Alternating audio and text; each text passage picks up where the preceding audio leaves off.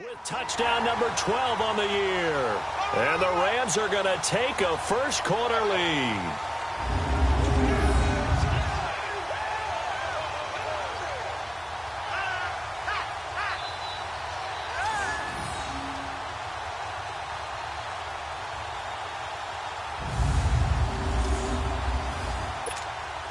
Now Greg Zuerlein on for the extra point. Zuerlein good with a PAT, and that makes the score 7-0. A pretty long drive that time, 11 plays all told. And it's capped off by the touchdown run coming from Dalvin Cook.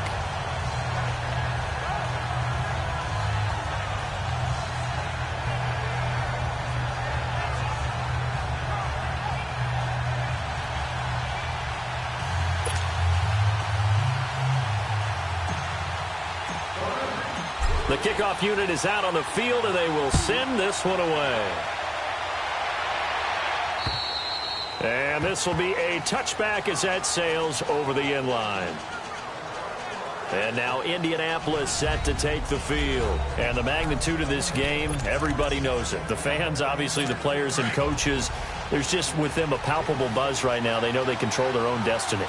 Win, and you're in. And I think every player wants that. I think every coach wants that. I haven't been an organization yet that wants to be in a game where they have to rely on other teams to get them to their goals. In this situation, it's very cut and dry. Win, and you're in the playoffs. That's their mission. That's their challenge. And you know they've chosen to accept it. And what they told us is this has been the most focused week of practice we've had all year. You wouldn't expect any different. Yeah, and you know, at the beginning of the season, you have multiple goals. They just have one now, win the game. They'll run it now out of the gun. And an alley to run. There he goes, right side. Touchdown, Indianapolis. A big play there with touchdown number 20 on the year. And the Colts are an extra point away from tying up this football game. Gold able to tack on the extra point, as we'll see one following the score on the final play before break. So we're right back where we started, all even as the kick's away. And they will not get a chance to return this one as it's through the end zone for a touchback. And now out on the field, here comes Los Angeles. And for them, a touchdown their last go-around. Obviously, they'll be hoping to do that again. And when you start plotting for this drive, when you start thinking to yourself, okay, what are we going to do? You don't go away from what you did before because that worked, but you have to be prepared for wrinkles and counters because you know they'll make some adjustments. That good for 22 and a first down. I know that play went to the left side, and that's what it was designed to do, an outside handoff there. But how about the whole offensive line being involved? Seal the left side where the play was going, what they call play side. But how about on the back side? Just taking care of business to make sure no one can get there and disrupt it. Is the biggest key to left tackle? Without a doubt. Control that edge. Get out there. You want that left tackle, if you bring your tight end over there. Either way, control the edge of the line of scrimmage. You got a chance to rumble. A big hitter to start the drive has him up near midfield here for 1st and 10. Back to the ground, this time Cook. And he's going to take this one across midfield and into Colts territory. It's a 6-yard pickup, and it gets him to 2nd and 4. Let's talk a little football 101 here, because one of the keys to advancing the ball downfield, success on first down. Huge difference, as we know, between 2nd and 4 and 2nd and 8 and 9.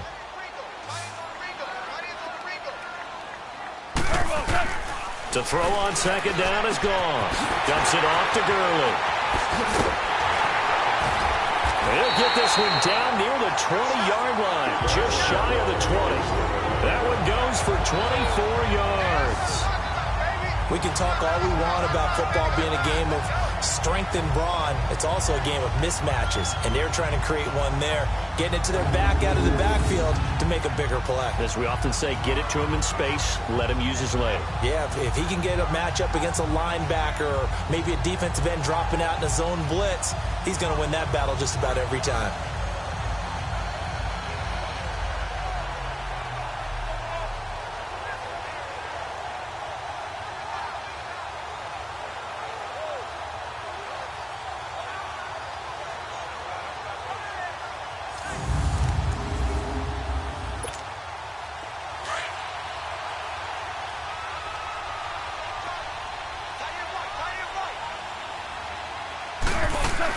On first down, it's Gurley.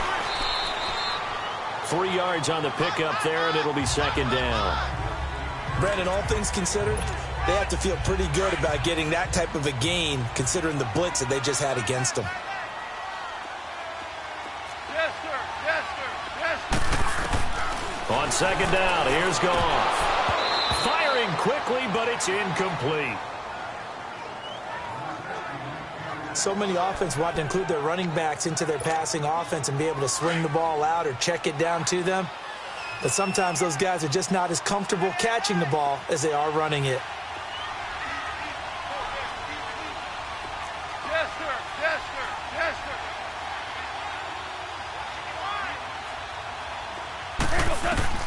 Throwing on third, Goff. And this time he's got the hook up. It's complete. But he will have the first down before he's tackled at the 12.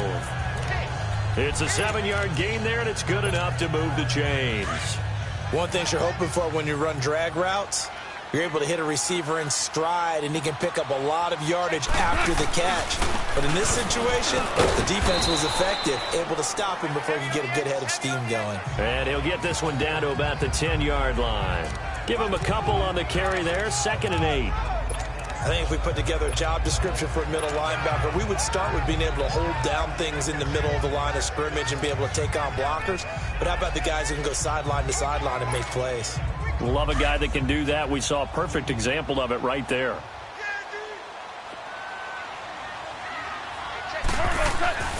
Goff now looks to throw. Incomplete. Everything about that play tells you about today's NFL offenses and what they're asking out of running backs. You can't just be a guy who can run the football. You have to be able to catch it as well, and he didn't get that done on that play. Here's the first carry for Bo Scarborough.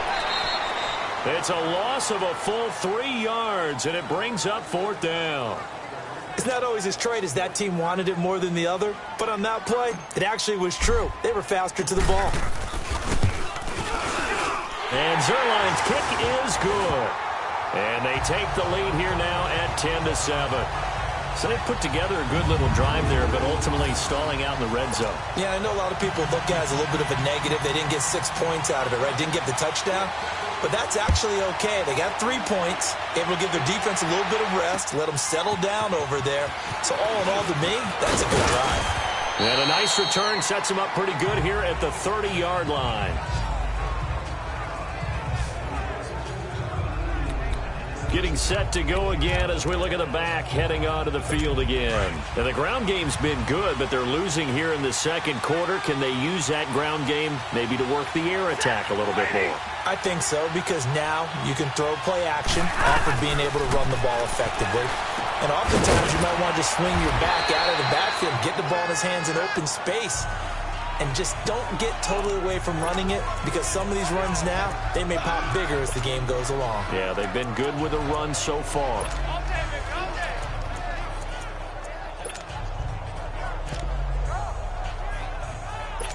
That last catch short of the marker by just a yard leaves them with a very manageable 2nd and 1. And they'll try the ground game here with the running back. 7 yards there, good enough to move the sticks.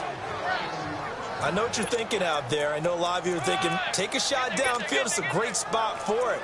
I'd say maybe later in the game, definitely in the second half. But right now, I think they were just trying to get some momentum built. Get a first down, pick it up, and keep moving. Let's go now. Let's go.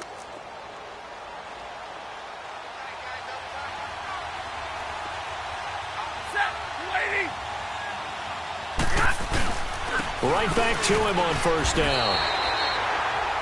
Give him 3 on first down. It'll set up a 2nd and 7. They tried a quick hitter inside, but that one was swallowed up because when they're hoping, those big defensive linemen will take the bait and move laterally and open up a crease that they can run through. Didn't happen on that play. Here's Stafford now on 2nd down. And the return stops just a little bit shy of midfield at the 48-yard line. He just joined the double-digit party with that last pick. He now has 10 on the season. And that takes a great amount of skill, study, a tad bit of luck. But bottom line, he's had a heck of a season.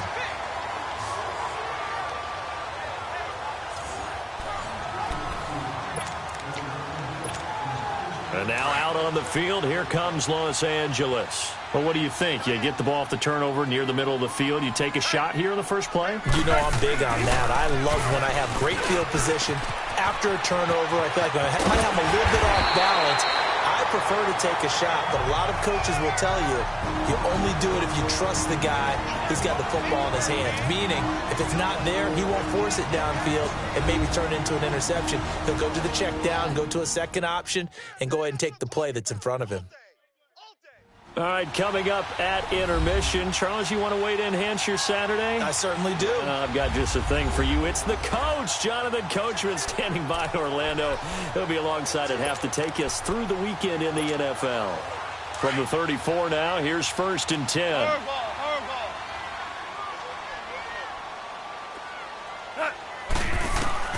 On 1st down, gone. Looking left side, and he's got a man. That's Hodges. And this time not quite to the 30. It'll be down at the 31-yard line. The completion good for 3, and it's 2nd down. And, partner, I think that was a great example that not all tight ends are created equal. Because everything was right. Got the completion, but he's not one of the more dynamic guys in the league. So even though he caught it, couldn't turn it into much more. And he fires one that's intercepted. Sua Cravens with a pick. And he brings it back to right around the 26-yard line. They're trying to resurrect his confidence. Last week was a disaster. 5 interceptions in that loss, and another pick there. I've played with a quarterback like this before, and he had a tough game, and the head coach said, I'll take him, I'll fix him. The very next game, he started out the exact same way. The head coach turned to the offense coordinator and said, he's yours from now on.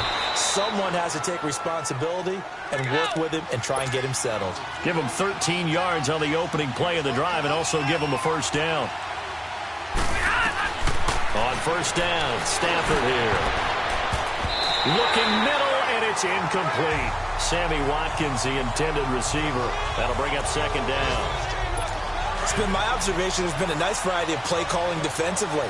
You and I often talk about an offense's ability to keep a defense off balance with what they're doing. I think the converse has been true in this game. I think you're right. They seem to have gone off tendency quite a bit, but only the 2nd quarter. A lot of time to change things. Personal foul, face mask, defense. So they'll take the yardage and tack on 15 more for the face mask. Talk about a play that absolutely costs you in the end. Just trying to do your job, right? Trying to get him on the ground. Next thing you know, they'll march up another 15 against your squad. Stafford, Ebron with it over the middle. And he's going to get this inside the 30. That's 30 yards now in the last 2 plays. Back-to-back 15-yarders, and they're rolling. The Colts going to use the first of their timeouts as they'll stop it with just over a minute to go before halftime.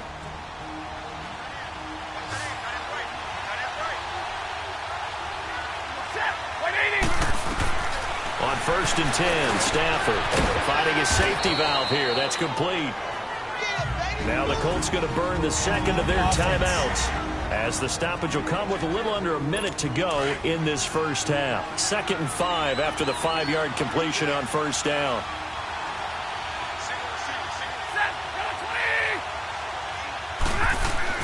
Stafford looks to throw again. He's going to flip one out here to his running back. And he'll get it down this time to the 17. Call it a gain of 7, and it gets him a new set of downs.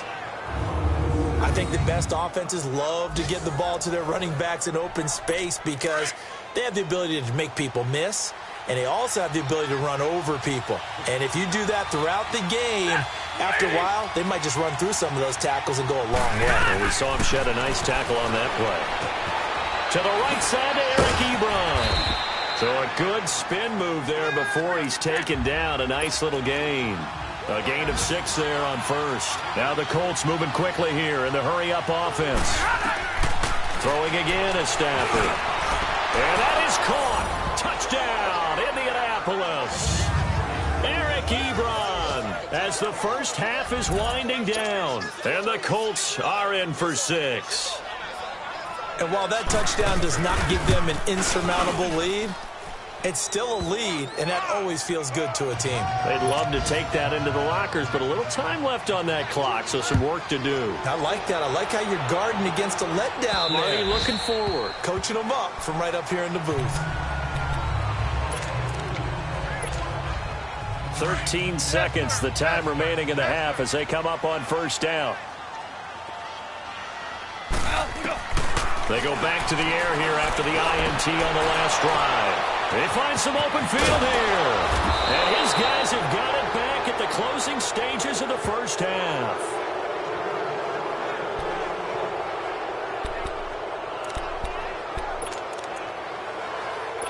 So 1st and 10 now from the 30.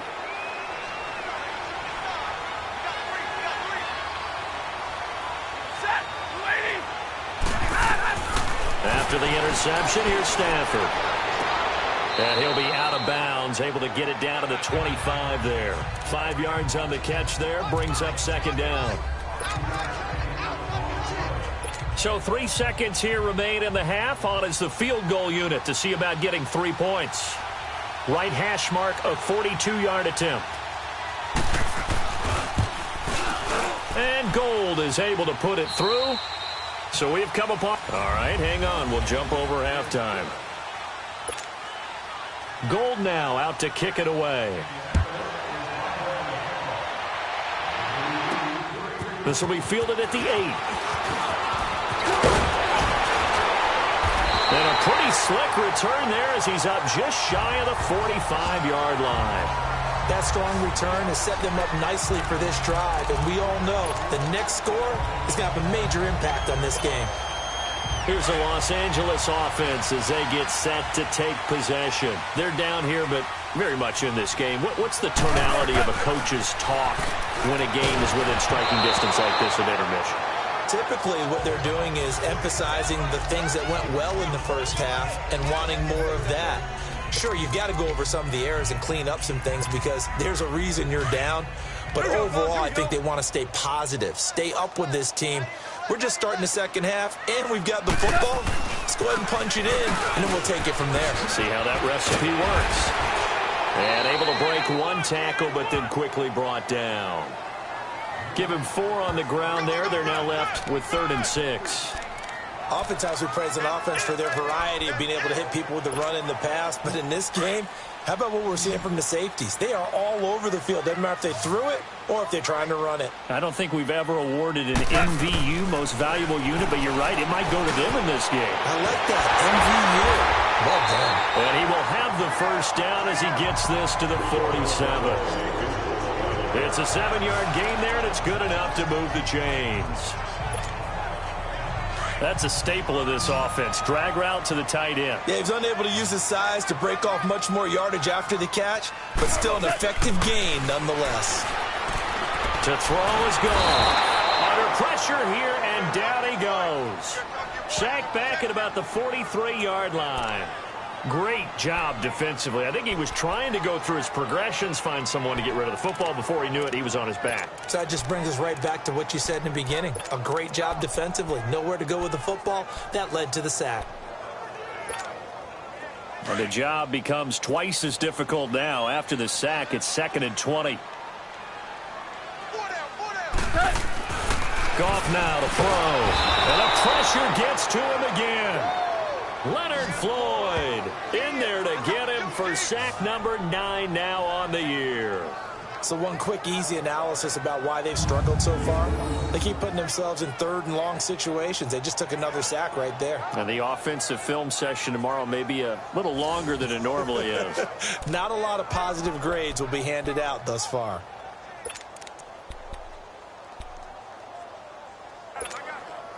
So Goff, he'll try to refocus after the sack. The Rams now set up with a tough one, a 3rd and long. Here's Goff. Under pressure again, and down he goes again. Leonard Floyd in there to sack him, and that is 10 for him now on the year. Brandon, I think you understand the type of afternoon this offensive line is having. It is a long one for them. Long for you to spend it with me. Long for them trying to block those guys. They've given up a whole lot of sacks, and the speed and quickness of that defensive line is eating them alive. Here's the Colts now as they get ready for their first possession on offense of the second half. They were able to get the ball back here, didn't surrender any points. Now they'll look to add to that lead. And how about the boost the defense gave them? Going right out on the field, shutting them down, not giving up any points, and turning the ball back over. They want to do their part now and show them a little respect and some gratitude by scoring some points. And to get a little more cushion. Just a yard on the catch there. It'll be 2nd and 9. The goal of a wide receiver screen is get enough blockers in front to create a wall and let him pick his spot to run the football. How about the defense there, swarming to it and not allowing that to happen? Did not let him get downfield. Throwing is Stanford. And the Rams got it. They bring him down. Brandon, if I'm an offensive coordinator and I see an all-out rush like that, I file it away because I'm going to use their aggressiveness against them as this game goes on. I'm going to hit them with a screen soon. 3rd and long. It's Stanford. And this is caught by Watkins. And he's able to get this one all the way past the 30. It's a gain of 20 and picking up the first. Stanford now 13 of 16 throwing the football. It's 1st and 10.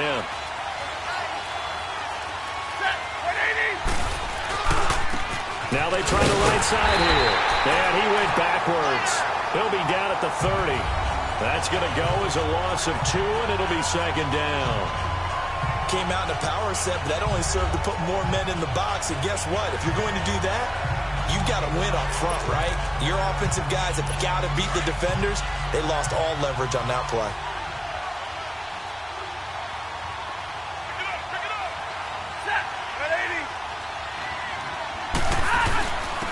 And on the ground they go with a running back.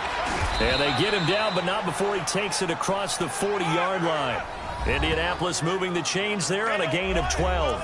They're trying to show that they can run the ball and protect this lead. Give it to the backs, play a little bit of keep away, don't you think? And that's probably a good philosophy at this point, going to make that defense stand up and stop them. Stafford on 1st down. Miller on the catch over the middle. The completion good for 3, and it's 2nd down. That 1st down completion only netted him 3. 2nd and 7.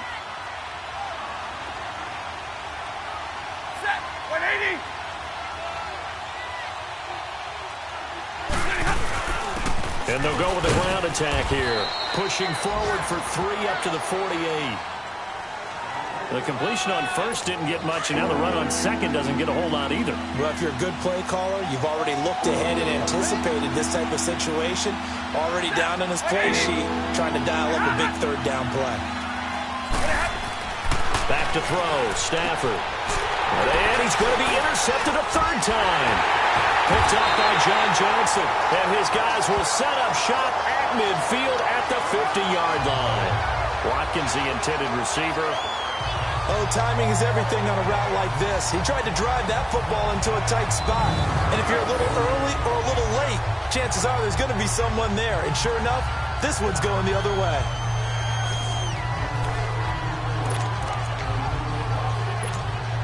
And now out on the field, here comes Los Angeles. And a tight game after punting last time. See if they can get something going on this drive. As they head to the field now, with the game this close, you've got to feel there's a sense of urgency for them going on offense right now. But they have to do it without letting panic creep in and affect their play.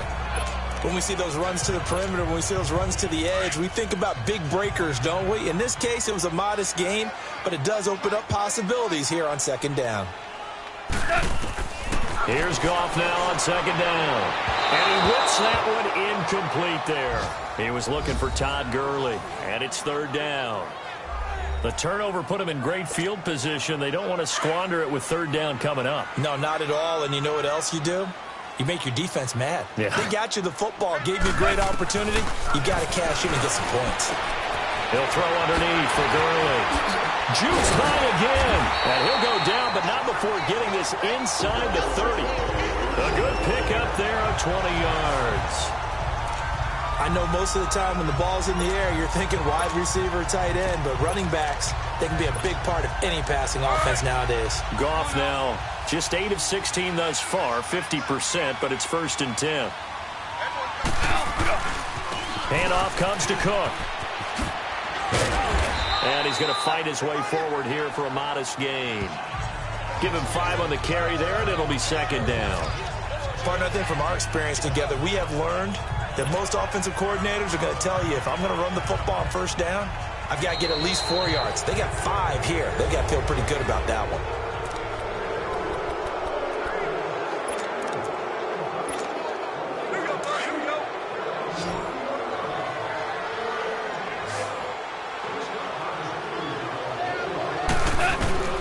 A shotgun snap for Goff. Flush to his right. And he'll be brought down at the 21, just shy of the 20 in the red zone. All that gets him is just a yard, and now it's 3rd down. The Rams on 3rd down. They're at 50%, 4 for 8. This is 3rd and 4. Out of the gun. Goff. A bullet throw, but incomplete. I'm not sure we could spot any tendency here on this 3rd down. They could have run it or passed it. Either one was available. They chose to try and get it through the air, but they were unsuccessful. 1 score down. Here we go. They're going to go for it here on 4th down. Got to try it here. He's back to throw. Got his man complete over the middle. It's Hodges. And he takes it down to the 13 and picks up the 1st. And the drive stays in motion with a nice 8-yard pickup on 4th. 4th down, trailing in the 4th quarter. They felt compelled to go for it, and they got it. So I'd look down at my play sheet, and what I would find, plays have been successful throughout the game. And it's complete. He's got it in the end zone. Touchdown, Rams.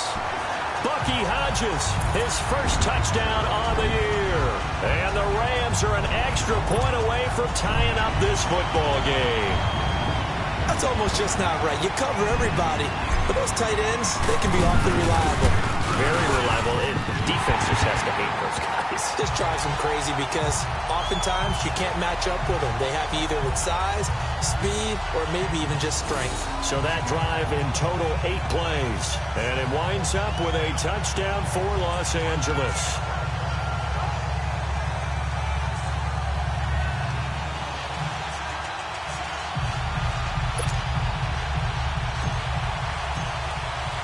Set to go now with the kickoff. These two teams all even again as we continue in this wild 4th quarter.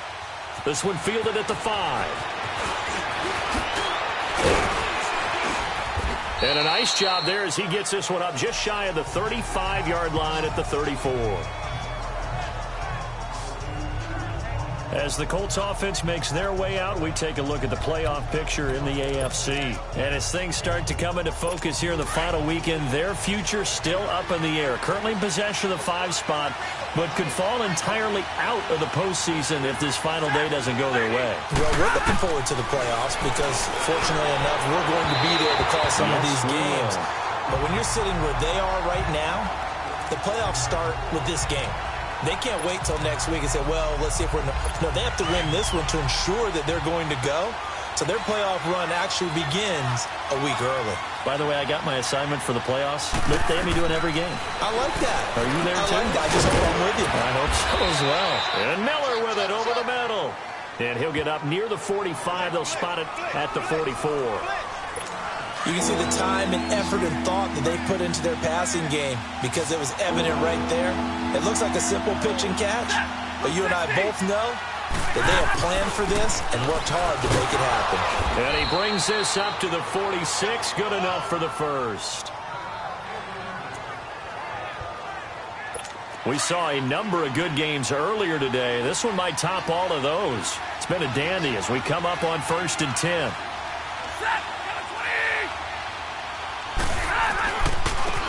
And they'll go ground game here with a tailback. And he'll work it across midfield inside the 45. That's good for an Indianapolis first down on a gain of 10. A pair of first downs gives him a 1st and 10 up at the 44.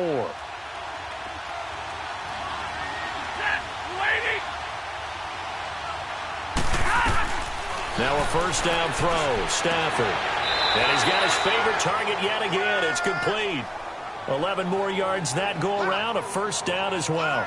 Tell you what, he's been able to put the ball in some tight spots all game long. That throw, no different. Yeah, a lot of people would call it a gutsy type of a throw. I think he looks at it as, I can do it, so it's not that big of a deal to me, and I'm going to keep firing. On first down, it's Stafford. And a quick throw here, that's complete. And he gets it down to the 32. Just a yard on the catch there. It'll be 2nd and 9. They only got a yard out of that last completion, and that makes this 2nd and 9. They'll run it now out of the gun. And able to push his way forward here for a good little gain. Give him 6 yards on the carry. It's going to be 3rd and 3 now. And there we saw one of the downsides of blitzing during a rundown, because sometimes you get out of your gaps. You don't fit the run quite as well because you're headed towards the ball carrier with abandon. Stafford on 3rd down. Quick hitter here. It's complete. And he will have the first before he's brought down right on the chalk of the 20. That good for 6 as they keep this drive right on rolling.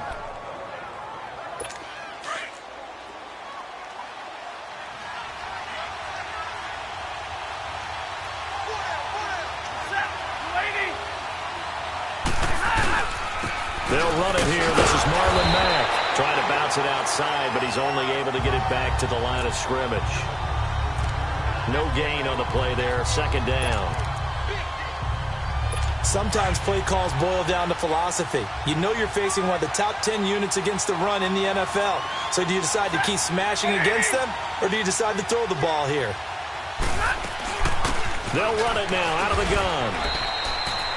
Call it a gain of 4, and it'll leave them with a 3rd down and 6 to go. Now, what's the thinking here? Because a touchdown would be nice, but you've ensured yourself a chance at 3 in the lead, so how worried are you about the 6? You're not very worried about if you're confident in your kicker. And if you got a kicker who can put it through the post, you feel really good about trying to bleed that clock down. In an ideal scenario, your kicker puts it through the post as the clock hits zeros. They're able to convert on 3rd down, and that sets up a 1st and goal. That was a nicely run slant route, and what the receiver's trying to do is make the defender think he's going upfield for a deeper route, and then breaks it off, usually after about 3 to 4 steps, and cuts towards the middle of the field. And now what he's trying to do is use his body to keep the defender away from the football and give the quarterback a really nice target. From the gun, here's Stafford. And he's got his target. It's caught for a Colts touchdown. In for the score. And the Colts have broken our tie as they take the lead. On those slants, everything happens so quickly. What makes it work?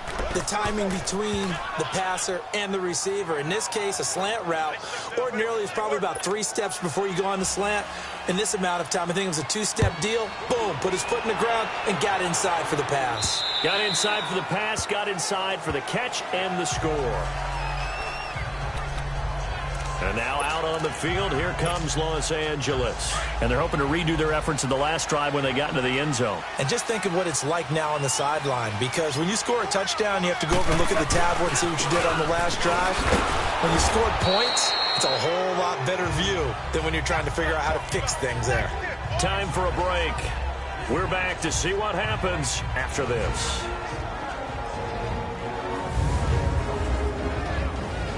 So it's Rams football here as we get you reset. They come up on a 2nd down now in a game that looks like it's going to go down to the wire. So now they have to contend with 2nd and 13 after the first down run goes backwards. On 2nd down, here's Goff. And a crusher there as it's intercepted. Picked off by Malik Hooker. And he's going to get this one to the 23-yard line. Try to get it to Woods. Wow, between last week and this week, that's now 8 interceptions. 5 a week ago, now 3 here. Well, he is so lucky that one of the defense coordinators I played for, a man named Ken Donahue, is not there right now. Because he saw that happen during his coaching career, and he grabbed the quarterback in the midst of a streak like this and said, tell you what, son, why don't you throw it to the defensive guys, and let's see if our receivers can intercept it. Well, he's got to figure something out because the current formula is not working.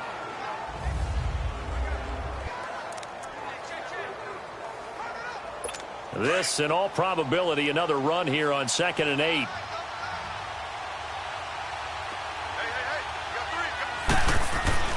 Stafford going to throw it.